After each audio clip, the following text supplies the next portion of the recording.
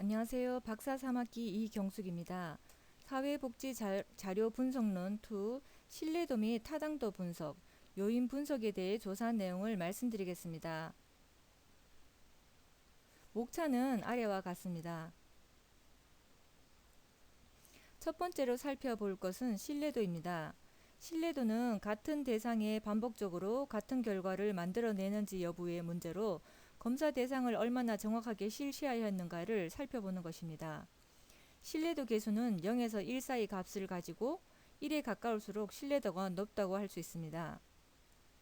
신뢰도의 유형으로는 재검사 신뢰도, 동형검사 신뢰도, 내적 일관성 신뢰도로 나누어 볼 수 있습니다.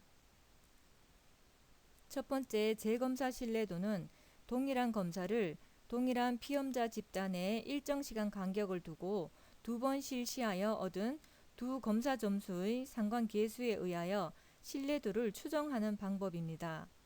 장점은 추정 방법이 간단하고 단점은 검사를 2번 시행하여야 하고 동일한 검사 환경이나 동기, 태도를 만들기가 어렵습니다.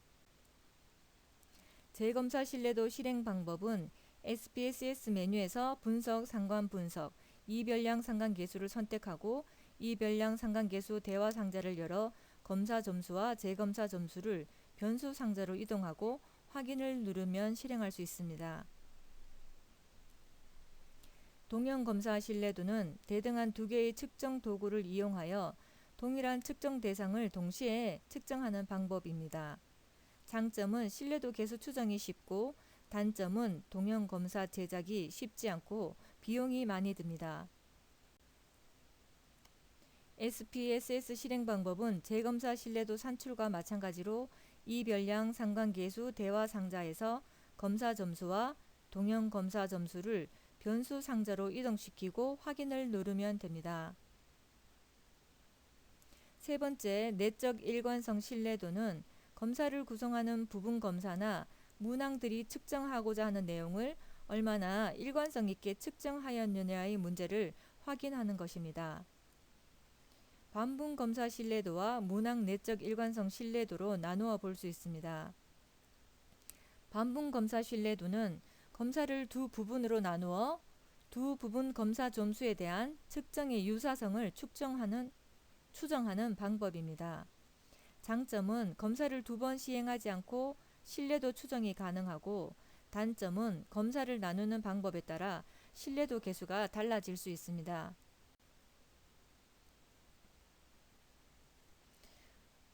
문항 내적 일관성 신뢰도는 문항 하나하나를 하나의 검사로 간주하여 문항들 간의 유사성 또는 일치성을 추정하는 방법입니다. 가장 많이 사용한다고 합니다. 내적 일관성 신뢰도 추정 대표적인 방법은 크롬바 알파이며 장점은 검사를 양분하지 않아도 되고 단점은 신뢰도를 과소 추정하는 경향이 있습니다.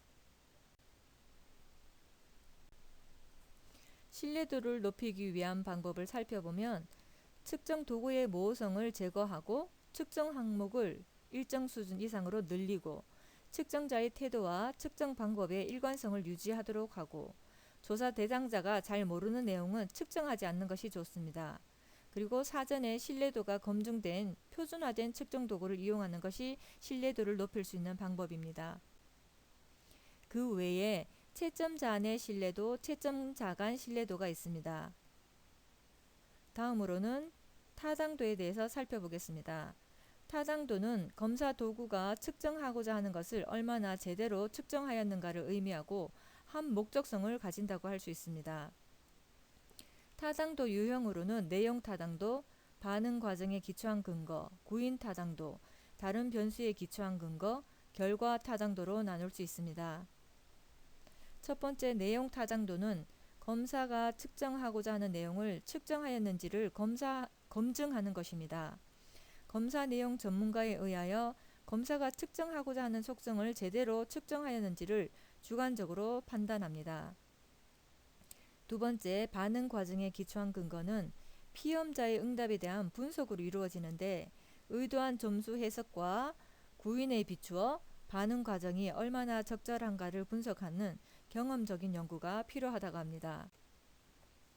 세 번째는 구인 타당도, 구성 타당도라고도 하는데 인간 내적 구조의 기초에서 심리 특성을 측정하는 방법입니다. 장점은 과학적이고 객관적이며 지능검사, 임상심리학, 정신의학, 교육학, 체육학 등 적용 범위가 넓습니다.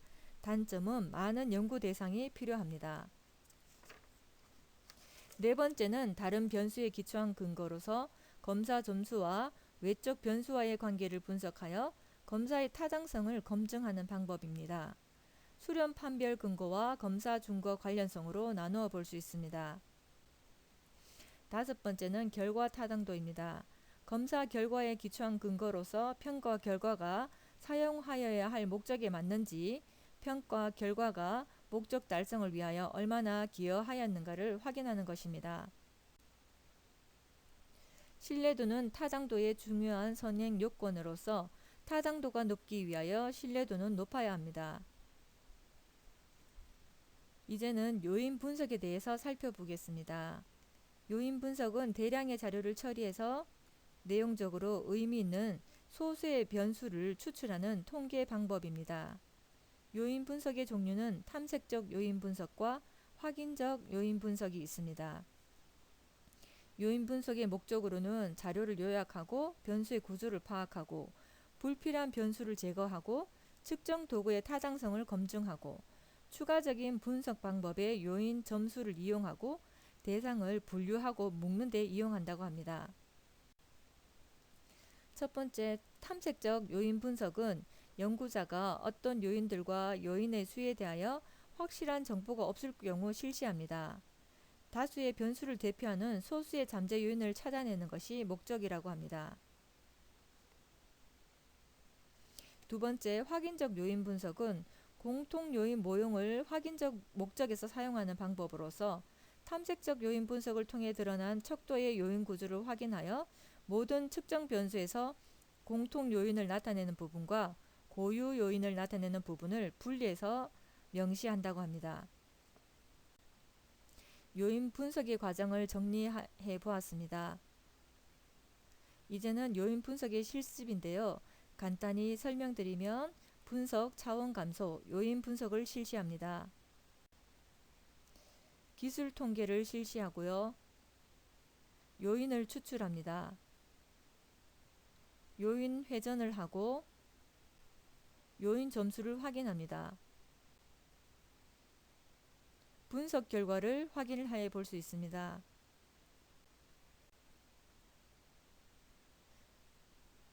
요인 분석 및 신뢰도 분석 결과를 정리해보면 신뢰도 계수가 0.876으로 0.6 이상이기 때문에 적합한 것으로 파악되었습니다. 다음은 신뢰도 타당도 관련한 논문 중에서 사회복지 가치 척도의 개발을 한번 살펴보겠습니다.